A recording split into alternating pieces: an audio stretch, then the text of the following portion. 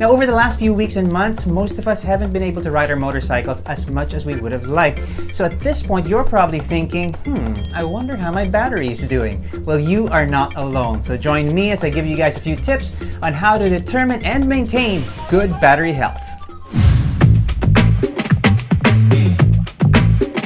Now, before we roll up our sleeves and get our hands dirty, a really quick explanation. Your motorcycle battery has one job, and that is to store electrical energy. How much energy? Well, just enough to turn the starter, crank your engine to begin the combustion cycle. And once that engine is running, it then becomes the job of the alternator, or in older motorcycles, the generator, to produce electricity to power your electrical components.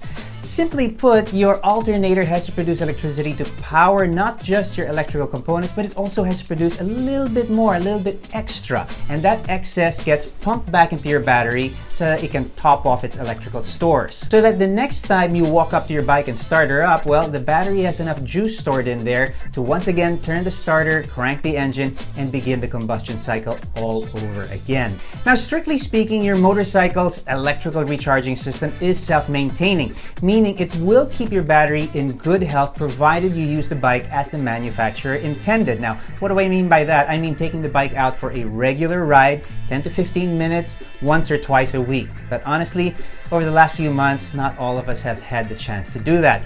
So the question on everybody's mind is starting the bike and allowing it to idle for 10 to 15 minutes enough to maintain good battery health? Well, we did our research, we did some homework, we even called a couple of manufacturers, and we got the answer. And the answer is a definite, it depends.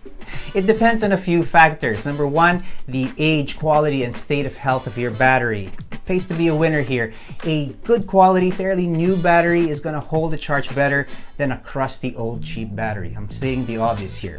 Now, stating the obvious again, the newer your bike is and the more expensive it is, well, the better the chances that it will have a more efficient electrical recharging system. Sorry to call a spade here, guys, but the better bike you have, the more efficient electrical recharging system it's going to have as well. Now, number three, another thing that we don't take into consideration often are accessories. Have you added a whole bunch of accessories on there? Have they been properly installed? Improperly installed accessories may cause a parasitic draw or drag on your electrical system and thereby drain the battery even while the motorcycle is not running.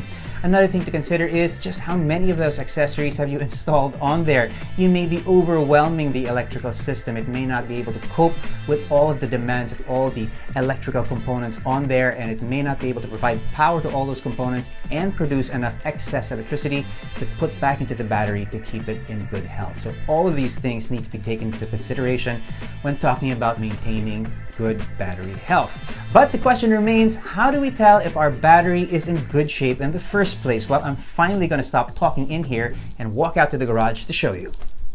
Now, some bikes can actually show you how much juice is in your battery, displaying that information on the instrument cluster. If you're riding a bike like that, congratulations, you are riding a nice motorcycle.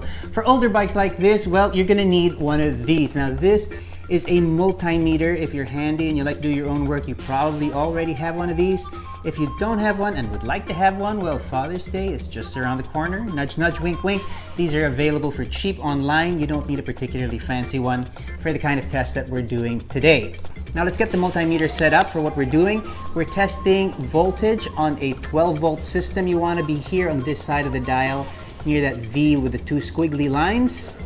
We're testing a 12-volt system, so you want to be at 20 volts. You're going to insert your leads, red or positive lead into voltage, black or negative probe or lead into COM. So once your multimeter is set up, all you need to do is attach your probes onto your battery.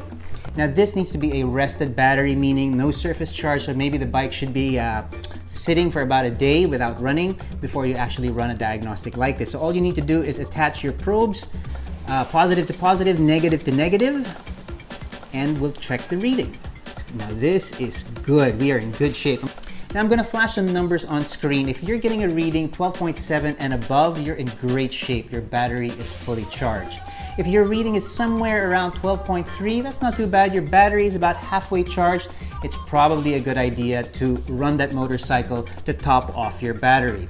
Now, if you're getting a reading below 12, that's bad news, that's a red flag. That battery is discharged. Now, this is an older bike, but it's got a fairly new lithium battery on there. Lithium batteries are great because they hold a charge longer, and self-discharge actually takes a little bit longer. So this particular bike is in good shape. Let's go look at one of my other bikes. All right, a different bike here, more modern electrical recharging system. However, this is the stock battery, and this has been on the bike ever since it was new. So it's been on there for about 4 years. Now, batteries don't last forever. They're at their best for about 3 to 5 years, and every battery will eventually need to be replaced no matter how well you take care of it. Let's do a quick test on this one. Negative to negative, positive to positive. Let's check the reading. It is 11.9798, below 12. So technically this battery is approaching discharge, and considering its age, about 4 years, it's probably due for a replacement. If you do end up with a discharged battery, you have a couple of options. You can bump start the bike, you can jump start the bike, or you can use a proper battery charger. Now, I would always choose the third option here. Use a charger every opportunity that you have. Sure, once the motorcycle is running, the electrical recharging system will revive a discharged battery, but honestly, you don't want to rely on the onboard electrical charging system of the motorcycle because you put an undue strain on the system. If you want to properly revive a discharged battery, use a battery charger every time, and I will tackle those different methods in a separate video. Keep in mind that if you recharge a discharged battery and you still get a reading below 12.3 after recharging, my advice is to replace that battery regardless of age. Well, there you have it, a few simple tips on how to maintain good battery health. The golden rule here is never allow your battery to get discharged in the first place. And it's really simple.